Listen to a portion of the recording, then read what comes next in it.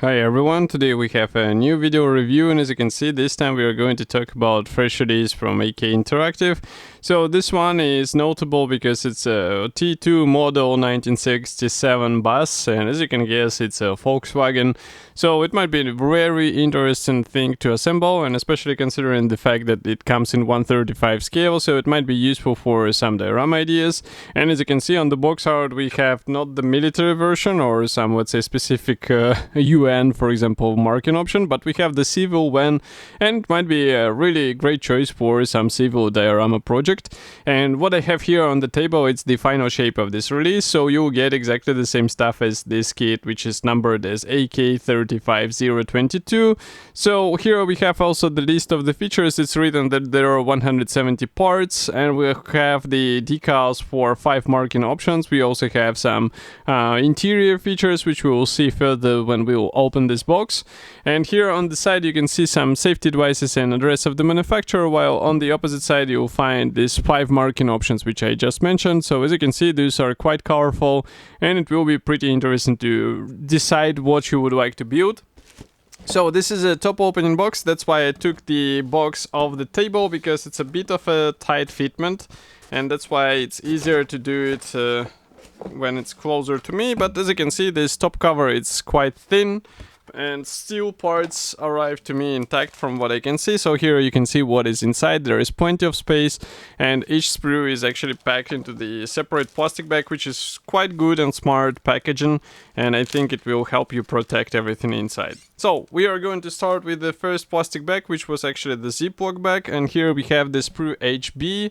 So I will open the lenses and zoom in so that you can see that here we have the roof stowage. So it's quite interesting structure, because as you can see, it should be assembled out of several panels, and overall we have really thin attachment points, so it's just a matter of getting all of this stuff together.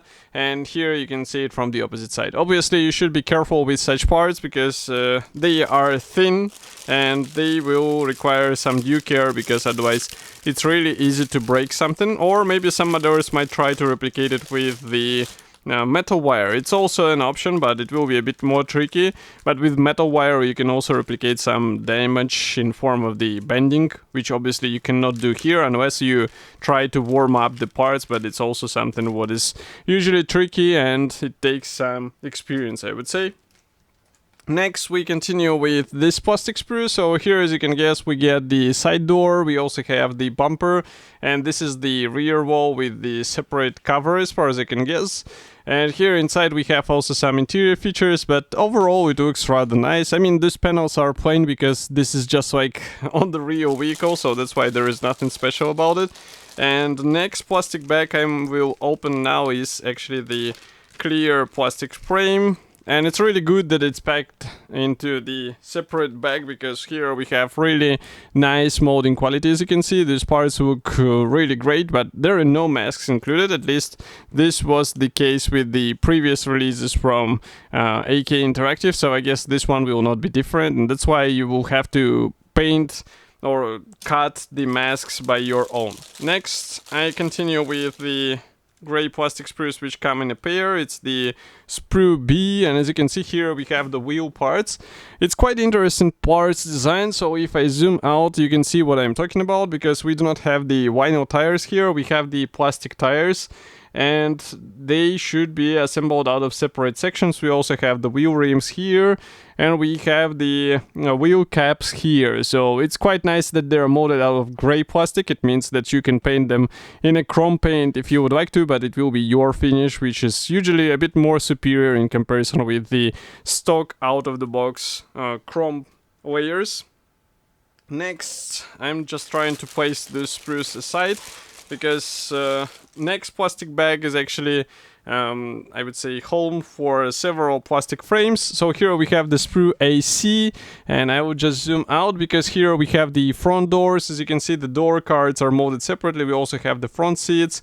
We have the interior seats for the passengers. We have also some interior panels, and overall it looks rather nice. We have also some pre-molded elements here on the door cards, so if I zoom in you can see them closer. So overall quality looks fine. We have the door handles separate here, and obviously the rear view mirrors as well. And as you can see, we have these raised edges for as the guiding elements for the interior panels, so that's why it's also quite good. Okay. Next we continue with the sprue AC. So here we have more of the interior parts. I'm just checking that we have the steering wheel here, but we also get the separate logo, and again it kind of hints on the actual or real manufacturer of this car. I guess the name of the kit was finished this way because of the copyrights issues, but that's why we have the logo, but it's just not mentioned on the box. As for the interior, we have all of the features as far as you can see, so it's just a matter of getting them together, and maybe it's also a good opportunity to play with some minor things being added, because these vents rarely stayed completely stock, so that's why you have a good opportunity to play with additional details. Next we continue with another plastic sprue. This is the frame AB, and here I will zoom out because here we have the interior panels again, and we also have, this is I guess the roof panel, which is molded separately, but we will see it in the assembly manual. We have some engine elements as well here, the exhaust tube, so all of this stuff is placed on this frame, and as far as you can see there are no molding issues whatsoever, so it's just a matter of separating these parts in the right way. But that's not all, we have one more gray plastic sprue, so this is the frame AA.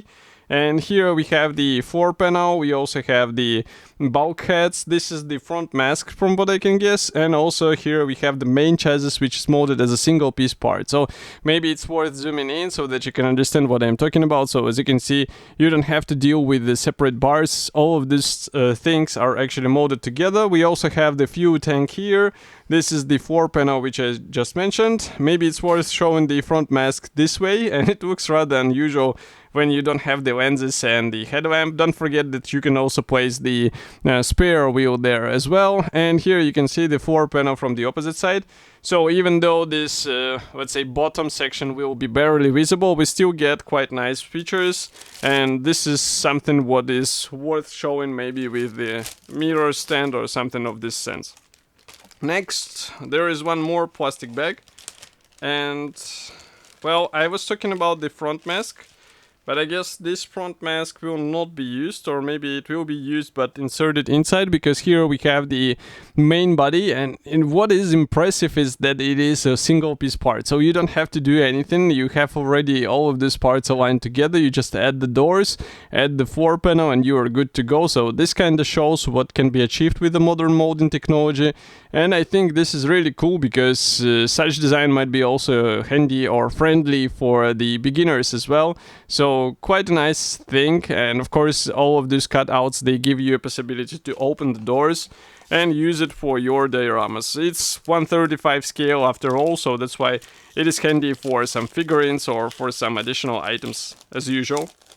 Next, I'm opening one plastic bag with the assembly manual, and I'm a bit surprised that we do not get any PE parts here, which is rather unusual for this brand.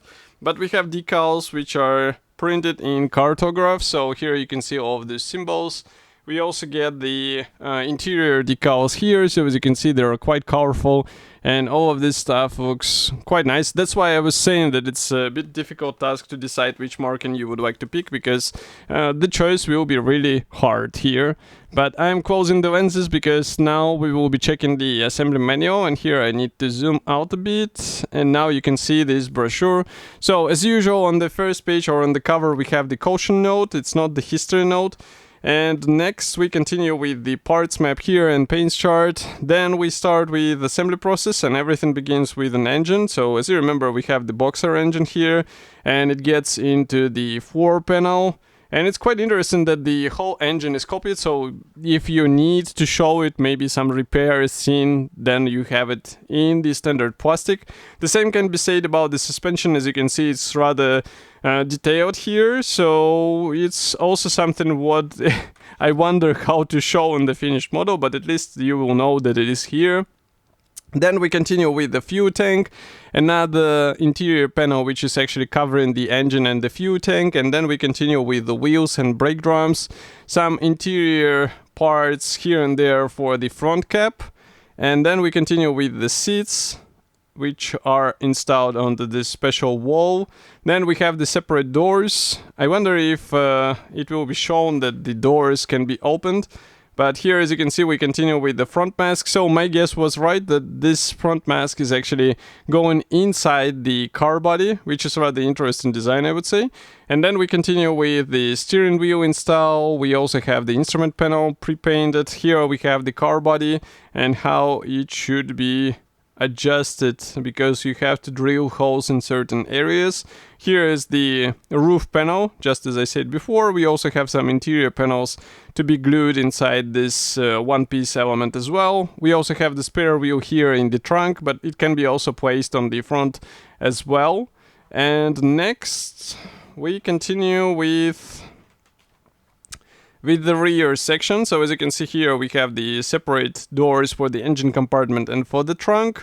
And then we also have the assembly option for open rear section, which is rather cool. And I think it might be handy for some ideas.